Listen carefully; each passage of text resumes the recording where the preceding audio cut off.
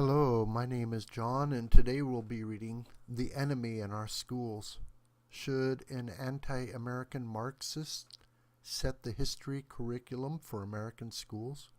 By Lloyd Billingsley on FrontPage magazine, April 18, 2018.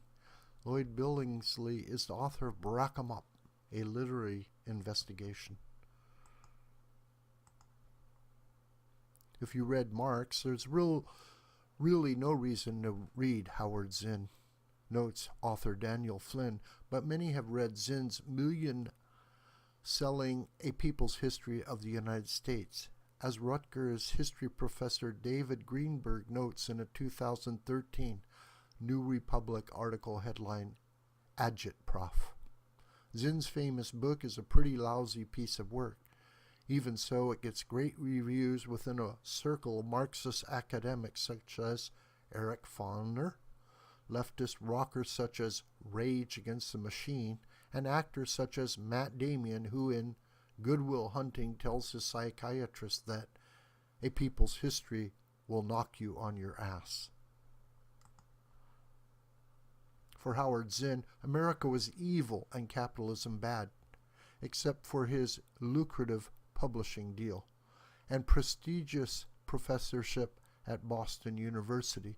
Zinn was pretty quiet about the Soviet Union and what he might have done during Stalin's Hitler Pact, but Mao Zedong's China was the closest thing to a people's government.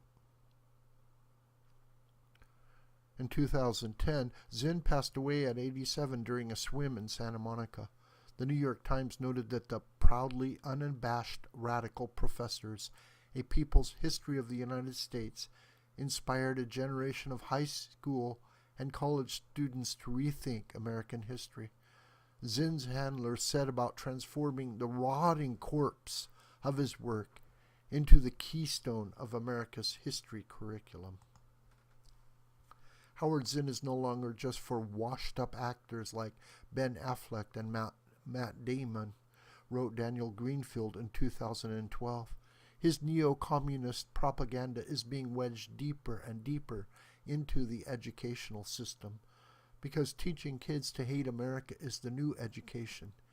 Zinn contended that the Constitution was devised solely to formalize the inferior position of blacks, the exclusion of Indians, and the establishment of supremacy for the rich and powerful. As Greenfield learned, students have e-notes to explain Zinn, and there are teaching editions for college and high school.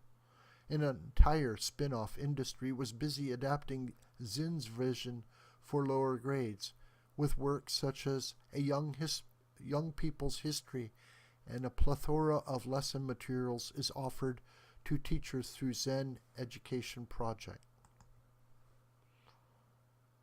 As the Zen Project website now explains, the goal is to introduce students to a more accurate, complex, and engaging understanding of United States history than is found in traditional textbooks and curricula. Further, people's history materials and pedagogy emphasize the role of working people, women, people of color, and organized social movements in shaping history. Project bosses believe that through taking a more engaging and more honest look at the past, we can help equip students with the analytical tools to make sense of and improve the world today. And it's all being implemented by teachers. I always begin my U.S. history course with a lesson from the Zen Education Project website called The People versus Columbus et al. Explains Miroslava Lily Velo, a history teacher at Tennyson High School in Hayward, California. It is amazing how engaged students become to not only learn the truth, but also be able to defend themselves using the evidence provided. And Lily is not alone.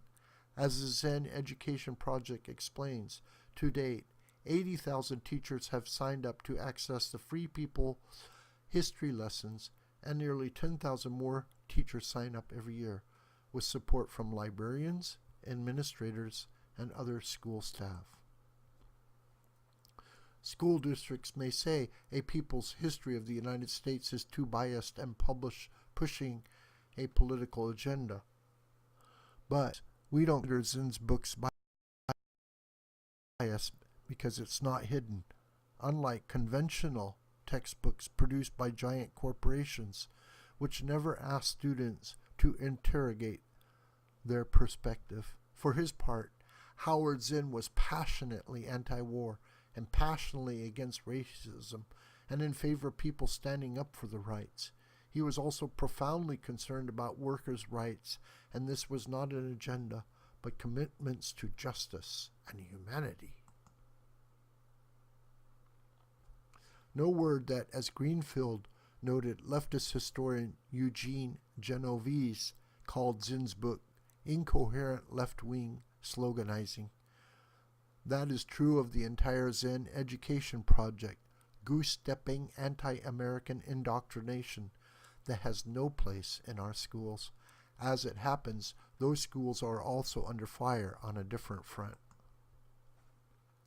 In 2016, California Governor Jerry Brown signed Assembly Bill 2016, which creates statewide ethnic studies curricula based on the academic and social value of ethnic studies, a product of the National Education Association, a key Politburo of the left. This will prepare students to be global citizens with an appreciation for the contributions of multiple cultures. Assemblyman Jose Medina has introduced AB 2772 to make ethnic studies a graduation requirement in all California public high schools. Like the white privilege propaganda in Edna, Minnesota, this is pure indoctrination in the best totalitarian style. When it comes to bad ideas, California is often the model for a nation under assault from the left for decades. If an unfriendly foreign power had attempted to impose on America the mediocre educational performance that exists today, we might well have viewed it as an act of war, declared the 1983 A Nation at Risk report. We have in effect been committing an act of unthinking, unilateral educational disarmament. A full 35 years later, the National Education Association, the various ethnic studies coalitions, and the Zinn Education Project are waging a propaganda war in America's classrooms. Parents and students can arm themselves by reading Leftist Indoctrination in Our K through 12 Public Schools by Sarah Dogan and Peter Collier. National leaders also have a role to play. Government monopoly education is a collective farm of ignorance, mediocrity, and failure. President Trump and state governors should push for full educational choice for all students and parents as a matter of basic civil rights. This video is a production of School of the White Crane. My name is John Brooker, and you could reach me through commentary on this video or through my Gmail listed here. Please share this video with family and friends and on social media. May God richly bless you.